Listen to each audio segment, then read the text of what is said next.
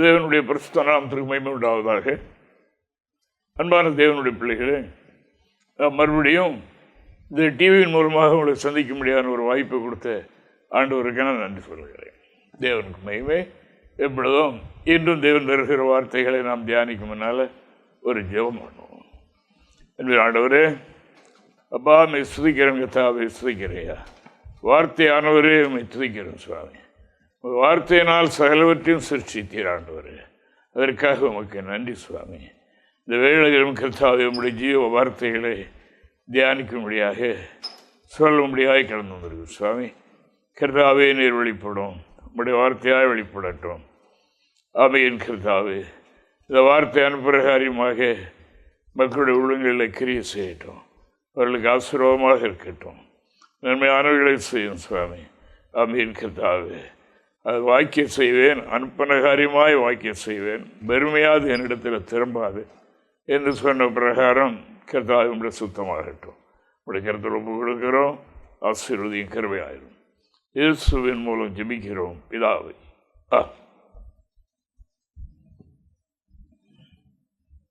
அன்பான தேவனுடைய பிள்ளைகளை, இன்று நாம் தியானிக்கிற வார்த்தையாவது, உலகத்தில் வாழ்கின்ற எந்த ஒரு மனிதனுக்கும் பயம் என்ற ஒன்று இருக்கிறது. என்றால் இந்த தேசம் மரண இருளின் பள்ளத்தாக்கு என்று சொல்லியிருக்கின்றது. ஒரு வசதி படைத்தவனோ இல்லையோ ஏழையோ எப்படியோ எப்படிப்பட்டவனாக இருந்தாலும் அதோடு கூட உலகத்தில் வசதியாக இன்னும் அவனுக்கு ஆஸ்திகள் ஐஸ்வர்யங்கள் பெருக பெருக அவனுக்கு வேதனைகளும் பயங்களும் அதிகமாக இருக்கிறது என்று நாம் காணுகின்றோம். இங்கே நாம் இன்று வேதத்தை தியானிக்கிற இந்த வார்த்தையாவது, ஒரு மனிதனோடு தேவன் இருக்கும்போது அவன் இந்த மரண தேசத்தில் நடக்கின்ற போது பயமில்லாமல் வாழ முடியும் என்று இறைவாக்கு சொல்கின்றது. அதற்காக நான் ஆண்டவருக்கு நன்றி செலுத்துகிறேன். தேவனுக்கு மகிமை. சங்கீதம் 23ஆம் சங்கீதம் 4வது வாக்கியத்தை நாம் படிக்கும்போது இங்கே சங்கீதக்காரர் விதமாக சொல்கின்றார். வாசிக்கலாம். நான் மரண இருளின் பள்ளத்தாக்கில் நடந்தாலும் பொல்லாப்புக்கு பயப்படேன், தேவரீர் என்னோடு கூட இருக்கிறீர், உமது கோலும் தடியும் என்னை தேற்றும். தேவனுக்கு மகிமை உண்டாவதாக. நான் மரண இருளின் பள்ளத்தாக்கிலே நடந்தாலும் அந்த பொல்லாப்புக்கு நான் பயப்பட, காரணம் தேவன் என்னோடு கூட இருக்கிறார். தேவரீர் என்னோடு கூட இருக்கிறபடியினால நான் இவைகளுக்கெல்லாம் பயப்படுவது இல்லை. ஒரு தகப்பனுடைய தோளில் பிள்ளை இருக்கும்போது, ஒரு தகப்பன் பிள்ளை அரவணைத்து வழி நடத்தும் போது நாய் கண்டோ பேய் கண்டோன்னு பயப்படுவதில்லை. என்றால் தகப்பன் மேலுள்ள நம்பிக்கை, தகப்பன் எல்லாவற்றையும் பார்த்து கொள்வார் என்று. அப்படி போல மனிதனுடைய வாழ்க்கையிலே இந்த உலகத்தில் எத்தனையோ இருள் போன்ற சம்பவங்கள் தோன்றி மறைகிறது நாம் காணுகிறோம். இதில் அநேகர் மாண்டு மடிந்து அழிந்து போகிறதையும் பார்க்கின்றோம். இவர்களை சமாளிக்க முடியாமல் பயத்தினால, கடன் தொல்லையினால, வியாதி பிரச்சனையினால, பலவிதமான துஷ்டர்களுடைய நெருக்கடியினால அவர்கள் சோர்ந்து போகிறார்கள். அநேகர் என்னுடைய வாழ்க்கையை முடித்து கொண்டார்கள் என்று அறிவோம். ஆனால் இங்கே சங்கீதக்காரன் சொல்லும்போது, அப்படிப்பட்ட சூழ்நிலைக்குள்ளான் நடந்தாலும், மரண இருளின் பள்ளத்தாக்கிலே நடந்தாலும் அந்த பொல்லாப்புக்கு நான் பயப்பட மாட்டேன். காரணம் என்னை நம்பி அல்ல, நான் அல்ல, என்னுடைய பலம் அல்ல, அவர் ஒரு பராக்கிரமன் தான் தாவீது ராஜா. ஆனால் அதனால் அல்ல, என்னில் ஒருவர் இருக்கிறார், என்னோடு கூட ஒருவர் இருக்கிறார், அவர் என்னோடு இருக்கிறபடியினால் நான் தைரியமாக இருக்கின்றேன் என்று சொல்லுகிறதை நாம் இங்கே காணுகிறோம்.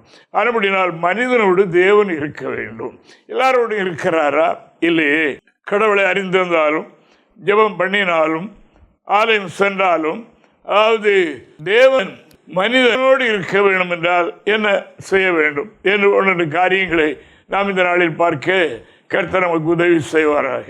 தேவனுடைய பரிசுத்த நாமம் மகிமைப்படுவதாக. அதான் ஆசாப் சொன்னார், சுத்த இருதயமுள்ள இஸ்ரவேலர்களுக்கு தேவன் நல்லவராக இருக்கிறார். அப்படி என்றால் இஸ்ரவேலர்கள் எல்லாருக்கும் அவர் நல்லவர் அல்ல. சுத்த இருதயம் யாருக்கு இருக்கிறதோ அவர்களுக்கு நல்லவர்.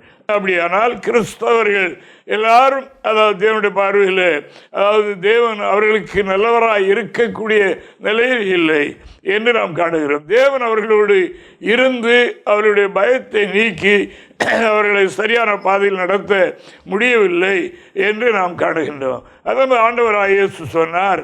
8ஆம் அதிகாரம் யோவான் 8ஆம் அதிகாரம் 29வது வாக்கியத்தில் சொல்லுகிறார் பாருங்க. அப்படிப்பட்ட நிலையில் இருந்தால் தேவன் ஒருபோதும் தேவனுடைய பிள்ளைகளை தனியாக இருக்க விடவே மாட்டார்.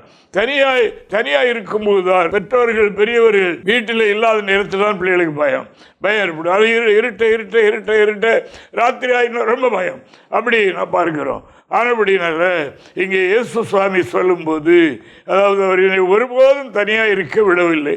காரணம் என்ன என்று சொல்லுகிறார் பாருங்க, வாசிக்கலாம். என்னை அனுப்பினவர் என்னோடு கூட இருக்கிறார். பிதாவுக்கு பிரியமானவர்களை நான் எப்பொழுதும் செய்கிறபடியால் அவர் என்னை தனியாக இருக்க விடவில்லை. எப்பொழுதும் என்னோடு கூட இருக்கிறார். காரணம், நான் பிதாவுக்கு பிரியம் எதுவோ அது மட்டும்தான் செய்வேன். பிதாவுக்கு எது பிரியம் இல்லையோ அது செய்ய மாட்டேன். இன்று ஆண்டவராக தேவனை மெய்யறைவனை ஆராதிக்கிற மக்களிலும் பெரும்பகுதி மக்கள் இதெல்லாம் ஆண்டவருக்கு பிரியம் இல்லை என்று தெரிந்த போதிலும் அதைத்தானே செய்கிறார்கள். அப்படிப்பட்டவர்களோடு தேவன் இருக்க முடியாது. அவர்களுக்கு வாழ்க்கையில் பயம். அதாவது கடவுளை கும்பிட்டாலும் அதாவது ஆலயம் சென்றாலும் எல்லா வழிபாடுகள் பண்ணினாலும் பயம் என்ற ஒன்று நீங்கவில்லை, கவலை நீங்கவில்லை. அது அவர்களை ஆட்கொள்கிறது என்று நாம் காணுகின்றோம். அப்படினாலே பிதாவுக்கு பிரியமானதை நாம் செய்வோம் என்று சொன்னால் அவர் நம்மை தனியே இருக்க விட மாட்டார் என்று இறைவாக்கு சொல்கின்றபடினால ஆண்டவரை நான் சோதரிகிறேன். தேவனுடைய பரிசுத்த நாமத்திற்கு மகிமை உண்டாவதாக.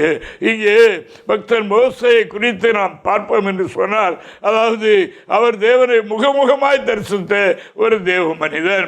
அவருடைய காலத்தில் ஆண்டவர் கூடவே இருந்தார். பெரும் பெரும் காரியங்களை அவர் ஆண்டவர் நடப்பித்தார். லட்சக்கணக்கான மக்களை அவர் வழிநடத்த ஒரு தலைவனாக இருந்தார். அவர் தேவனிடத்தில் கேட்டு ஒன்றொன்று ஒரு காரியத்தையும் செய்கின்றவராக தேவனோடு இருக்கிறவராக அவர் இருந்தார். அப்படினால ஜாதிகள் அதாவது எதிராளிகள் அவருக்கு பயந்தார்கள், பயந்து கீழ்ப்பட்டார்கள். அப்படினால் மோசே அதாவது அவருடைய ஊழிய ஓட்டம் முடிவடைந்த பிறகு ஆண்டவர் யோசுவாவை சந்தித்தார். யோசுவா மோசேயினுடைய ஊழியக்காரன் என்று வேதத்தில் எழுதியிருக்கிறது. தேவனுக்கு மகிமை உண்டாவதாக. அவர் ஆசரிப்பு கூடாரத்தொட்டு நீங்காத ஒரு ஜெப வீரன். அவர் தேவ ஆலயத்தில் தேவ சமூகத்தில் பணிவிடை செய்கிற ஒரு தேவ பிள்ளை. மோசேயை மரித்த பிறகு ஆண்டவர் யோசுவாவினிடத்தில் என்ன சொல்லுகிறார் பாருங்க. யோசுவா 1ஆம் அதிகாரம் 5 முதல் 9 வரைக்கும் நீ உயிரோடு இருக்கும் நாளெல்லாம் ஒருவனும் உனக்கு முன்பாக எதிர்த்து நிற்பதில்லை. நான் மோசையோடு இருந்தது போல உன்னோடும் இருப்பேன். நான் உன்னை விட்டு விலகுவதும் இல்லை, உன்னை கைவிடுவதும் இல்லை. தேவனுக்கு மகிமை உண்டாவதாக. மோசையை விட்டு விலகாமல், மோசையை கைவிடாமல் எப்படி இருந்தேனோ அவ்வளமாக உன்னோடு இருப்பேன். உன்னை விட்டு விலக மாட்டேன், உன்னை விட்டு கைவிட மாட்டேன் என்று ஆண்டவர் சொன்னார். அன்பான தேவனுடைய பிள்ளைகளை பரிசுத்தவான்கள் கடந்து போய்விட்டார்கள். நாம் அவருடைய அடிச்சுவடுகளை அதாவது பின்பற்றி வருகின்றோம். நம்மோடு கூடயும் தேவன் இருப்போம் என்று வாக்குறுதிகிறபடியினால் ஆண்டவரை நான் சோதரிகிறேன். இந்த வார்த்தையை கேட்கின்ற அன்பர்களே, அருமையானவர்களே, ஆண்டவர் ஒவ்வொருவரும் கூட இருக்கணும், நம்மோடு கூட இருக்கணும். அப்படி என்றால் இந்த மரண தேசத்தில், இந்த இருளின் தேசத்தில் நாம் நடக்கும்போது ஒரு பயமும் இல்லாமல் நாம் நடக்க முடியும். ஆண்டவர் யோசுவாவுக்கு சொன்னதுதான், ஒருவனும் உனக்கு எதிராக எதிர்த்து நிற்க முடியாது, காரணம் நான் உன்னோடு கூட இருக்கிறேன் என்று அவர் சொன்னார். அப்படினால் வார்த்தை கேட்கின்ற அன்பானவர்களே, நாம் கிறிஸ்தவ மார்க்கம் ஒரு பெயரை மட்டும் வைக்காமல் கிறிஸ்துவ நமக்கு கட்டளையிட்டிருக்கிற காரியங்களை அவருக்கு பிரியமானதை செய்யவும், அவருக்கு பிரியமில்லாத காரியங்களை விட்டுவிடவும் வேண்டும் என்று இறைவாக்கு சொல்கிறது. அப்படிப்பட்டவர்களோடு தேவன் என்றும் இருப்பார் என்று திருவாக்கு சொல்லுகிறதற்காக ஆண்டவரை நான் சோதரிக்கிறேன். தேவனுக்கு மகிமை உண்டாவதாக. தேவனோடு வாழ்கின்ற மக்களுக்கும் கூட சில நேரத்தில் உலக ஆசை, உலகத்தின் மேல் உள்ள இச்சை, உலகத்தில் அதாவது செல்வங்களை சேர்க்கணும், பணக்காரனாகணும், பெரியவர் ஆகணும் என்கிற எண்ணங்கள் சாத்தான் கொண்டு வருகிறான், கொண்டு புகுத்துகிறான். அவருடைய வேலை அதுதான். ஒரு நாள் இயேசுவிடத்திலே சொன்னான், இதெல்லாம் எனக்கு இருக்கிற தரப்பட்டிருக்கிறது, என்னை பணிந்து கொள்கிறவர்களுக்கு இதை கொடுப்பேன் என்று அவன் சொன்னான் என்று நாம் காணுகிறோம். ஆண்டவர் அவனை அப்பாலை சாத்தானே என்று விரட்டினார். ஆனபடினால் தேவனுடைய பிள்ளைகளே, தேவனோடு இருக்கிறவர்களே, தேவன் நம்மளோடு கூட இருக்க வேண்டும் என்று விரும்புகின்றவர்களே, சத்தியவேதத்தை கவனியுங்கள். எபிரேயருக்கு நிருபம் 13ஆம் அதிகாரம் 5வது வாக்கியத்தை நாம் வாசிக்கும் போது இந்த எபிரேய நிருபகர்த்தா எழுதுகிறார். பாருங்க, வாசிக்கலாம். நீங்கள் பணாசை இல்லாதவர்களாய் நடந்து உங்களுக்கு இருக்கிறவைகள் போதும் என்று எண்ணுங்கள், நான் உன்னை விட்டு விலகுவதுமில்லை, உன்னை கைவிடுவதுமில்லை என்று அவர் சொல்லியிருக்கிறாரே. பண ஆசை இல்லாதவர்களாய் உங்களுக்கு இருக்கிறவைகள் போதும் என்று எண்ணி அமிதமாக அதில் திருப்தியாருங்கள். அதான் ஆண்டவராய நமக்கு அருமையான ஜபத்தை சொல்லி கொடுத்து விட்டாரு. ஒருவரும் உன்னை கொண்டு வந்ததும் இல்லை, கொண்டு போகிறதும் இல்லை. ஆனப்படினாலே அன்றன்றுள்ள ஆகாரத்தை எங்களுக்கு தாரும் என்று ஜெபம் பண்ணுங்கள் என்று சொன்னது போல அப்படிப்பட்ட மனநிலை உடையவர்களை விட்டு ஆண்டவர் ஒருபோதும் விட்டு விலக மாட்டார், அவர்களை கைவிடவே மாட்டார். அதாவது பிதாவுக்கு பிரியமில்லாதவர்களை இச்சித்து அவைகளை விரும்பி அவைகளுக்கு நேராய் மனதை செலுத்தினால் தேவன் நம்மை விட்டு விலகி விடுவார். அநேகர் இவைகளுக்கு நேராய் மனதை செலுத்தி விசுவாசத்தை விட்டு வழுகி விழுந்து போனார்கள், தேவனை விட்டு விலகி போனார்கள். அநேகரை விட்டு தேவன் போய்விட்டார். நமக்கும் தெரியும். அதாவது சுடர்களாய் பிரகாசித்த அநேகர் இந்த பணத்தை இச்சித்து, இந்த உலக ஆசை இச்சித்து, உலக அழகை இச்சித்து அநேகர் அதாவது கடவுளை இழந்து விட்டார்கள் என்று நாம் காணுகிறோம். அங்கே கடவுள் இருக்க மாட்டார். அப்படிப்பட்டவர்கள் மத்தியிலே அவர் வாசமாக இருக்க முடியாது. அப்படினால் தான் இயேசு சொல்லிவிட்டார், அவருக்கு பிரியமானது செய்கிறபடியினால், அதை மட்டும் செய்கின்றபடியினால் அவர் என்னை தனியே இருக்க விடவே இல்லை. எப்பொழுது அவர் என்னோடு கூட இருக்கிறார், நானும் பிதாவும் ஒன்றாகவே இருக்கிறோம் என்று அவர் சொல்லுகிறதை நாம் இங்கே காணுகின்றோம். தேவனுக்கு மகிமை உண்டாவதாக. அப்போஸ்தலனாகிய பரிசுத்த பவுல் தீமோத்தேயுக்கு நிருபம் எழுதும் போது அவர் எழுதுகிறது நாம் பார்க்கலாம். 1 தீமோத்தேயு 6ஆம் அதிகாரம் 9 முதல் 11 வரைக்கும் உள்ள வசனங்களை பார்க்கலாம். ஐஸ்வர்யவான்களாக விரும்புகிறவர்கள் சோதனையிலும் கண்ணியிலும் மனுஷரை கேட்டிலும் அழிவிலும் அமிழ்த்துகிற மதிகேடும் சேதவுமான பலவித இச்சைகளிலும் விழுகிறார்கள். அதுல விழுந்து போவார்கள், மலகி விழுந்து போய்விடுவார்கள். வாசங்க, பண ஆசை எல்லா தீமைக்கு வேறா இருக்கிறது. பண ஆசை எல்லா தீமைக்கு வேறா இருக்கிறது. சிலர் அதை இச்சித்து விசுவாசத்தை விட்டு வழுவி அநேக வேதனைகளாலே தங்களை உருவ குத்தி கொண்டிருக்கிறார்கள். பண ஆசை சகல பாவங்களுக்கும் அதான் வேறு. அதிலிருந்து தான் அது வேர்கள் எல்லாம் பெறப்படுகின்றது. பண ஆசை எல்லா தீமைக்கும் வேறு. அநேகரது இச்சித்து விசுவாசத்தை விட்டு விட்டார்களே, இறைவனை பார்க்கிற பார்வை விட்டு விட்டு பூமிக்கு நேராய் திரும்பி விட்டார்களே. இன்று அதுதானே நடக்கிறது. எத்தனை வகையான சூழ்நிலைகள். நமக்கு நெருங்கியவர்களாக இருந்தவர்களும் கூட கையை விட்டுட்டு விலகி போகிறது மாதிரி இயேசுவினிடத்தில் ஐக்கியமாயிருந்த அநேக, அதாவது பணாசையில் அதாவது பணம் சேர்க்க வேண்டும், பணக்காரனாகணும், பொருளாசையாக இச்சை இது உள்ளே புகுந்து அவனை தேவன் விட்டு பிரித்து விட்டது. அதான் எபிரேய நிருபகர்த்தா எழுதினார், அதாவது நீங்கள் பணாசை இல்லாதவர்களாய் உங்களுக்கு இருக்கிறது போதும் என்று எண்ணுங்க. இன்றைக்கு இருக்கிறோம், நாளை நாம் எங்கேயோ. அதன்படினால அதுதான் இந்த பூலக வாழ்க்கை. இது ஒரு இரவல் வாழ்க்கை.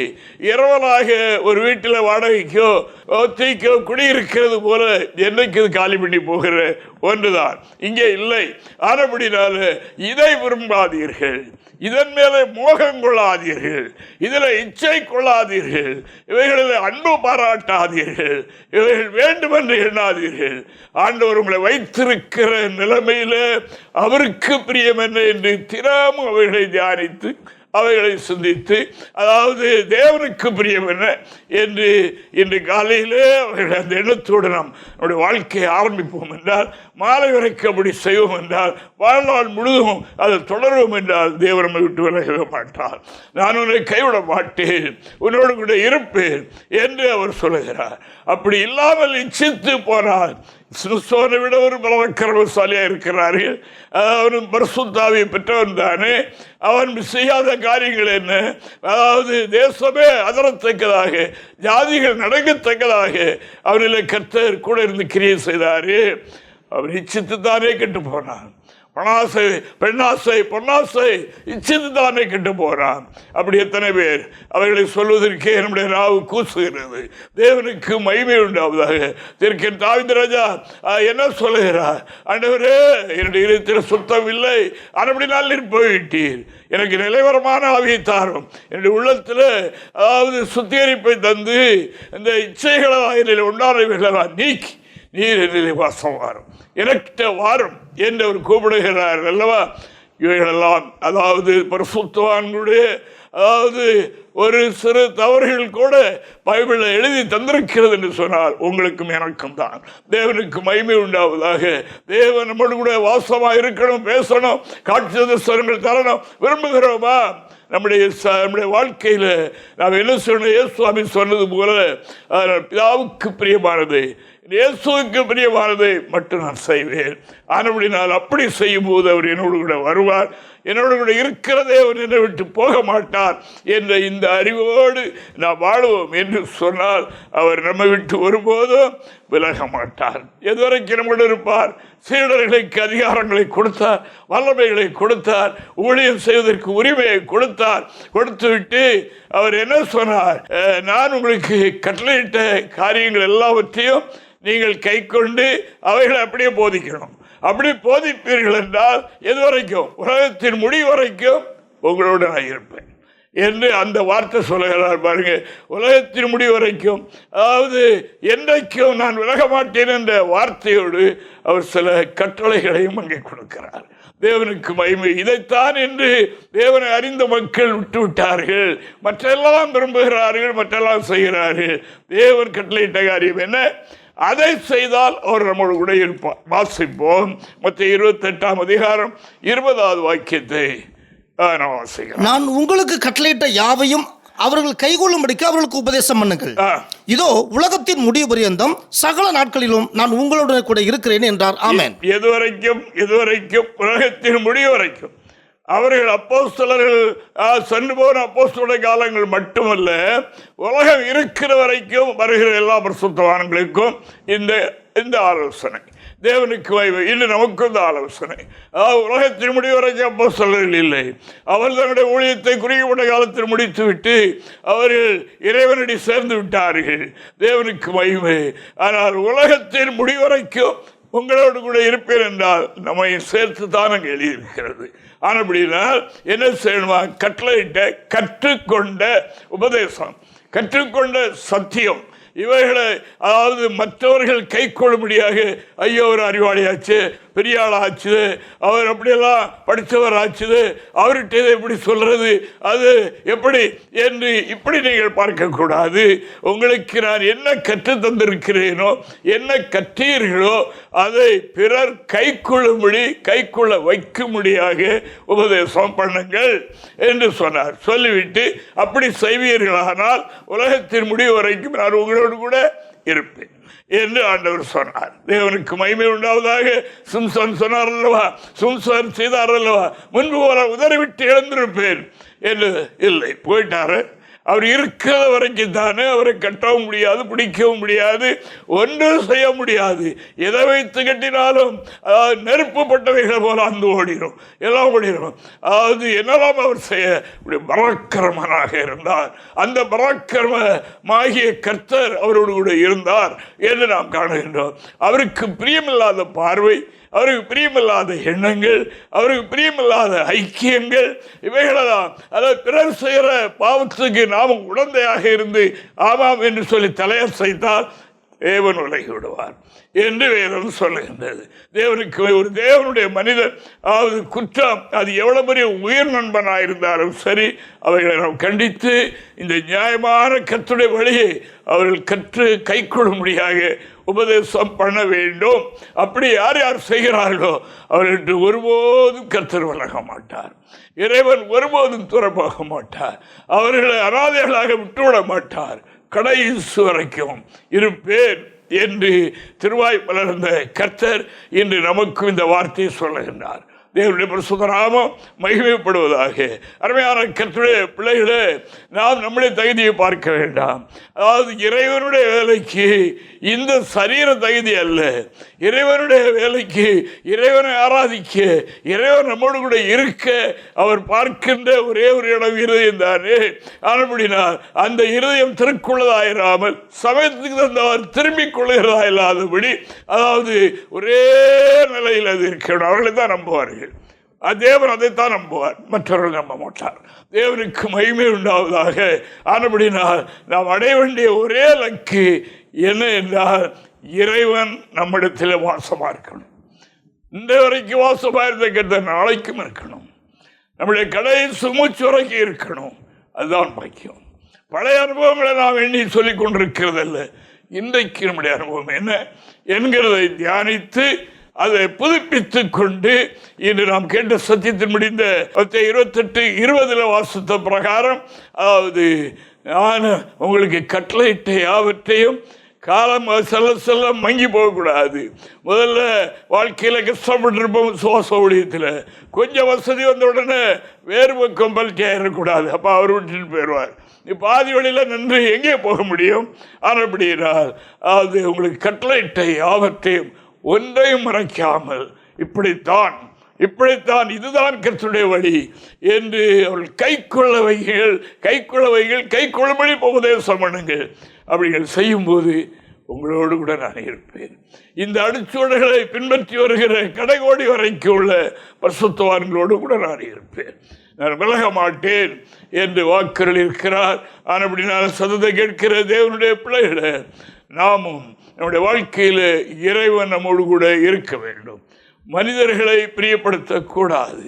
அதாவது செல்வங்களை நம்பி அங்கே பல்ட்டி ஆயிடக்கூடாது. உலகத்தில் ஒன்றும் இல்லை. தேவனுக்கு மகிமை உண்டாவதாக. அதான் பக்தன் சொன்னார், ஆண்டவரே என்னுடைய வாழ்க்கையில் என்னை ஐஸ்வர்யம் ஆக்கிறாரும். ஐஸ்வர்யம் ஆக்கினால் நான் தேவனை மறுதளிக்க வேண்டிய சந்தர்ப்பம் வந்துவிடும். ஆனபடினால என்னை அதிக தரித்திரமுடையவனாக வைத்து விடாதரும். வழியில்லாமல் எங்கே திருட வேண்டியது வந்துடும். எனக்கு செய்ய வேண்டிய காரியம் அன்றன்றைக்கு உள்ள ஆகாரத்தை எனக்கு தாரும், அது எனக்கு போதும். நாளை துறவு என்னுடையதல்ல, நாளை நீர் பார்த்துக்கொள்ளும் என்ற இந்த நிலையில் யார் இருக்கின்றார்களோ அவர்களோடு தேவன் இருப்பார். அவர்கள் தாழ்ந்து போக மாட்டார். அவர்களை கர்த்தராகிய தேவன் அநேகருக்கு பிரயோஜனமாக கொடுக்கும் கருவிகளாக எடுத்து பயன்படுத்தி விடுவார் என்பதை நான் உங்களுக்கு சொல்கிறேன். தேவனுக்கு மகிமை. ஒரு சம்பவத்தை நாம் பார்க்கலாம். நியாயாதிபதிகளின் புஸ்தகம் 6ஆம் அதிகாரம் 15-16 வசனங்களை நாம் வாசிக்கும் போது இங்கே நாம் வாசிக்கலாம். அதற்கு அவன், ஆயின் ஆண்டவரே, நான் இஸ்ரவேலை எதனாலே ரட்சிப்பேன்? இதோ மனாசையில் என் குடும்பம் மிகவும் எளிது, என் தகப்பன் வீட்டில் நான் எல்லோரிலும் சிறியவன் என்றான். அதற்கு கர்த்தர், நான் உன்னோட கூட இருப்பேன், ஒரே மனுஷனை முறியடிப்பது போல நீ மீதியானியரை முறியடிப்பாய் என்றார். தேவனுக்கு மகிமை உண்டா. இஸ்ரவேல் ஜனங்கள் அவர்களுடைய மீதியானுடைய அடிமைத்தனத்துடைய கைக்குள் ஆளுகைக்குள் இருக்கிறார்கள். இப்படி இருக்கும்போது அவர்களுடைய கொடுமை நடக்கிறது. அப்போ ஆண்டவர் கிதியோனை பார்த்து சொன்னார், நீ இறங்கி போ, நீ யுத்தத்துக்கு போ, நான் உன்னோடு கூட இருப்பேன். இருந்து அவைகளெல்லாம் கீழ்ப்படுத்தி இஸ்ரவேல் ஜனங்களை இந்த அடிமைத்தனத்தில் இருந்து நான் விடுதலை ஆக்குவேன் என்று சொன்னார். அப்போ கிதியோனுக்கு அது ஒரு பெரிய மலைவாக இருந்தது. ஆண்டவரே, அது எப்படி முடியும்? என்னுடைய கோத்திரம் மனாசேயில ரொம்ப சிறியது. அதோ பெரிய ஒரு மணல் மாதிரி பெரிய கூட்டமாக இருக்கிறார்களே, நான் என்ன செய்ய முடியும் என்று சொன்னது மாத்திரமல்ல, என்னுடைய வீட்டிலேயும் நான் எல்லாரோட கடைக்குட்டி இளையவன். ஆனபடினால இது எப்படி செய்ய முடியும்? கர்த்தர் சொன்னார், நான் உன்னோடு கூட வருவேன். அல்லேலூயா, நான் உன்னோடு கூட வருவேன். வந்து ஒரே மனிதனை முறியடிக்கிறது போல இந்த சக்திகளெல்லாம் கீழ்ப்படுத்துவேன் என்று ஆண்டவர் சொன்னார். அல்லேலூயா, தேவனுடைய பரிசுத்த நாமத்திற்கு மகிமை உண்டாவதாக. அந்த கர்த்தர் இன்னும் நம்மோடு பேசுகிறார். அந்த கர்த்தர் இன்னும் கர்த்தருடைய வார்த்தை நமக்கு தருகின்றார். அருமையான கர்த்தருடைய பிள்ளைகளை, அப்போஸ்தலருக்கு சொன்ன வார்த்தை அது இன்று நமக்கும். உலகத்தின் முடிவு வரைக்கும் உங்களோடு இருப்பேன் இன்று நம்மோடு கூடவும் அந்த வார்த்தை பேசுகின்றது. நம்மோடு கூட இருப்பார். நாம் செய்ய வேண்டிய காரியம் என்ன? பிதாவுக்கு பிரியமானதை மட்டும் செய்யணும். இயேசு நமக்கு கற்று தந்திருக்கிறார். அதற்காக தேவனுக்கு மகிமை. மோசையோடு இருந்தது போல உன்னோடு கூட இருப்பேன் என்று மோசே தேவன் காண்பித்த மாதிரி அல்லாமல் வேறொன்று செய்யவில்லை. மலையில் காண்பிக்கப்பட்ட மாதிரிபடி செய்ய கவனமாயிரு என்று சொன்னார். மோசையோடு முகமுகமாய் பேசினார். ஒரு தீர்க்கதரிசியோடு நான் சொப்பனத்தில் தரிசனத்தில் பேசுவேன், ஆனால் தாசனாய் மோசே அப்படியேப்பட்டவர் அல்ல, நான் அவரோடு முகமுகமாக பேசுகிறேன் என்று ஆண்டவர் சொன்னார். அப்படி போல மோசையோடு இருந்தது போல, அப்போஸ்தலரோடு இருந்தது போல, அது உலகத்தின் முடிவரைக்கும் இருப்பேன். யோசுவாவே, உன்னோடு நான் இருப்பேன், ஒருவன் ஒரு குறமாயத்தில் இருக்க மாட்டான் என்று ஆண்டவர் திடப்படுத்தினார். இப்படி போய்கொண்டிருக்கும் போது சத்துரு உலக நேசங்கள், உலக ஆசைகள், உலக பொருளாசைகள் இவைகளெல்லாம் கொண்டு வருவான். இதில் மனதை செலுத்தி விடாதீர்கள். செலுத்தினால் உங்களுடைய மனம் அங்கே போனால் இயேசு இங்கே போய்விடுவார். அப்புறம் நீங்கள் அதைத்தான் தேடி போவீர்கள், இயேசுவை காண முடியாது. அப்படின்னா பணாசை இல்லாதவர்களாய் இருந்து இருக்கிறவைகள் போதும் என்று எண்ணி நீங்கள் என் மேல் பெற்றவராயிருங்கள், நான் உங்களுக்கு விலக மாட்டேன், உங்களை கைவிட மாட்டேன் என்று சொன்ன வார்த்தை இன்று நமக்கும் அருளப்படுகின்றது. அல்லேலூயா. அப்போஸ்தலர்களுக்கு சொன்னார், போய் கிரியை செய்யுங்கள், உங்களுக்கு நான் வார்த்தைகளை கட்டளையிட்டிருக்கின்றேன், பரலோகத்துக்கு போகிறதுக்கு என்னென்ன செய்யணும் என்கிறதெல்லாம் சொல்லி தந்திருக்கின்றேன். அதை போதிக்கிறது மட்டுமல்ல, கடமை தீர்வது என்று போய்விடாதீர்கள், அவர்கள் கை கொள்ளும்படியாக உபதேசம் பண்ணுங்கள் என்று ஆண்டவர் சொல்றார். கை கொள்ளும்படியாக அந்த பொறுப்பு, அந்த அக்கறை உங்களுக்கு இருக்கணும். அப்படி நீங்கள் செய்வீர்கள் என்றால் நான் உங்களோடு கூடவே இருப்பேன், உலக முடிவரைக்கும் இருப்பேன், உங்களுடைய வாழ்நாள் முழுவதும் இருப்பேன் சொல்லியிருக்கின்றார். தேவனுக்கு மகிமை. அல்லேலூயா. கிதியோனிடத்தில் சொன்னார், இஸ்ரவேல் ஜனங்கள் மிதியானுடைய அடிமைத்தனத்துக்குள்ளே இருக்கிறார், விடுதலையாக்கும்படியாக உன்னை அனுப்புவார்.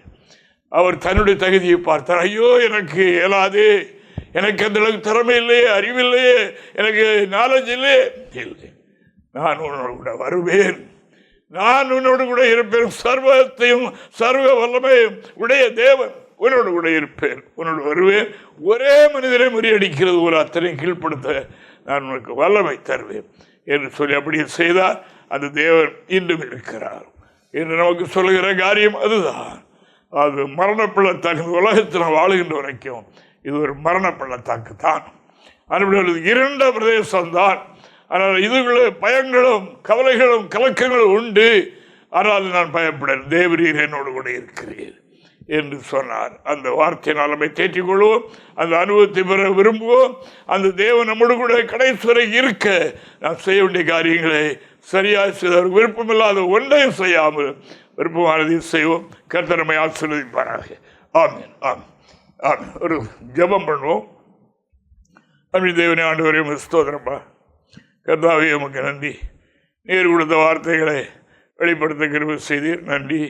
இது அனுப்பின காரியமாய் வாக்கிட்டும், 100 பலன் கொடுக்கட்டும், அதிக பலனை கொடுக்கட்டும். ஆண்டவரே, தேவனே, சுதிக்கிற அந்த வார்த்தையை அனுப்பி குணமாக்குற தேவன் அநேகரை ரட்சிக்கணும், அநேகரை ரட்சிக்கணும். சத்தியத்தை கைவிடுகிற காலமாக இருக்கிறோம் சுவாமி.